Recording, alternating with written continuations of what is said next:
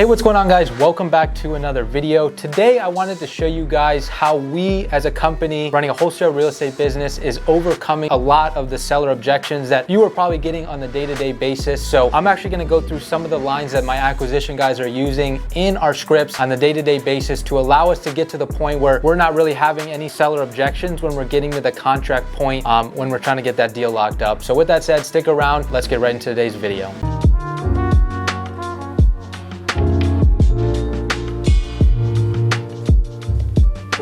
So there's kind of three things I want to talk about in today's video, and I'm going to be referring to my notes here and looking at the actual script that a lot of our acquisition guys are using in our company that is allowing us to get deals on a week-to-week basis. But the first thing that we have in our script for our acquisition managers is to set expectations. So this video is not going to be so much about here's this objection, how do I overcome it? I'm going to tell you the things that we're saying that are allowing us to never get to that point where the sellers are trusting us from the get-go, right? And it starts with setting expectations. So one thing that I always like to tell my acquisition guys is the person that wants the deal the most is probably gonna lose. So having that mentality when going in the conversation, not having this begging mentality, even though I know you're probably not begging to get a deal on the phone, it's not pushing anything, it's not forcing anything. If some seller comes into our CRM and they're just not ready to do business with us, that's fine. That's the whole purpose of us integrating lead managers into our business, just so we're only dealing with people that are ready to sell in the next 30, 60, or 90 days. If they're ready and they have good motivation and want to move over the price, then we're sending them over to the acquisitions. But we have to set the expectations first. So what we're doing is saying stuff like, is it okay if I share with you how we work in our company? So that's kind of one of the opening lines that once we built a little bit of rapport with the seller, we're just setting the expectation of if at some point you feel that you're not going to do business with us or you just totally don't feel comfortable with what I'm saying, just let me know. And if I feel that we're not a good fit at any point, 100% I'll let you know as well. So I just ask that you let me know at any point. Is that all right? So we're just getting a lot of these confirmations throughout the call, and you'll see that as I'm talking through our script. We just want these sellers to trust us as best as possible. Again, if somebody says no to us at any point, that's fine. We're not a fit for everybody. We would just rather know in a 3-minute call rather than sitting there for 15 minutes, potentially getting to a contract, but there's a lot of ambiguities in there, and then just losing our leverage of giving an offer and having them sit on our contract where they can go shop that to other investors, right? So setting expectations is definitely number one.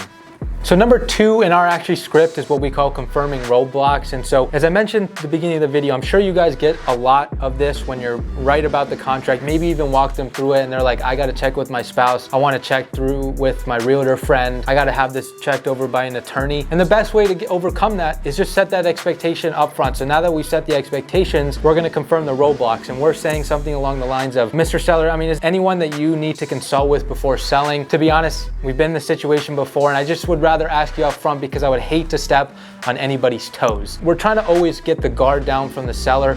We want them to trust us as much as possible. So we want to know right away, is there a spouse? Is there a realtor friend that wants to check over the contract? Is there an attorney they want to use? And most of the time they're going to let us know. And everything I'm saying in today's video, the cool part about it is the fact that you're talking about it up front before they could ever tell you that on the back end when you're getting down to the price and contract is now that you've said it, and maybe they still say it in the end of the call, my guys are trained to say, well, Mr. Seller, I'm a little bit confused. At the beginning of the call, I said, is there anybody else involved that might affect you potentially working with us today? And if they said no earlier, you're gonna say, what changed, right? Did I say something wrong? And it's just putting them in a position where, how can you trust them, right? You're trying to build rapport with them, but at the same time, to do business with sellers that we wanna work with, we wanna trust them as well. So it's kind of on them if they tell you a different answer, but at least you set that expectation up front. And at the end of the day, you look bad. If you didn't set that expectation in the front of possibly checking with the attorney or the spouse, then you just kind of look like that person that didn't do their due diligence. And then a follow-up question to that, if we agreed on a price today, what would happen next? So we want them to tell us how this transaction is gonna go. They might be telling you then, oh, I gotta check with my attorney. I don't know, you tell me. You're gonna get 100 different responses on it, but you just kind of wanna see where their headspace is actually at. And you'll notice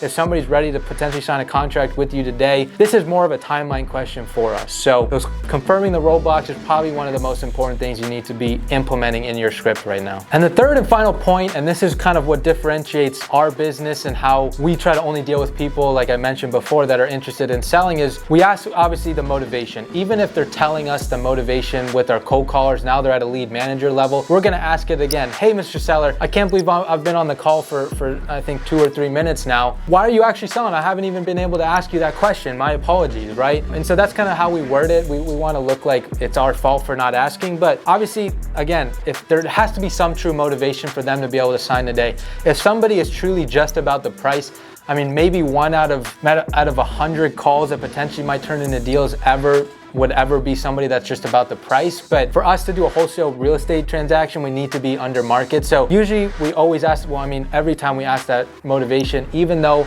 our callers are actually doing it, it's just a good way to finish off the call. And then we're obviously gonna get into price right after. So price is kind of the final thing that we're gonna ask. And this is something we're not just asking once, we're not just asking twice, we're asking it 3, 4, 5, 6 times, but in very different ways. And so I could probably talk about that in a whole nother video. If you guys wanna see me talk about how we're getting the price out of somebody pretty much 9 out of 10 times every single time. So it allows us to have that leverage in this business of we know where their headspace is at. Let me know in the comment section. I can 100% make that the next Tuesday video if you guys want to see that. But again, if you guys have any questions on this, I know there's a lot of gaps to fill in this, but I wanted to show you kind of the gold nuggets that we have in our script that allow us to never again get to that point with the contract at the price point of actually talking with the seller where they're going to come up with something that you don't really know how to handle. It's all about setting expectations in the front of your script. And then using our leverage, and that's the actual company offer, right? So again, if you guys have any questions, leave a comment in the comment section and answer every single DM I get. And if you guys aren't following me on Instagram, what are you doing? I pretty much post my business on there every single day. We're running a 7-figure wholesale business of my own. I don't just talk about it, we're actually doing it. And you can see a Tuesday video every week where I talk about something informational, and a Friday video where we do some sort of vlog format where we're just showing our business raw every single week, the conversations we're having, and showing you those deals where we're doing. So I appreciate you guys being here.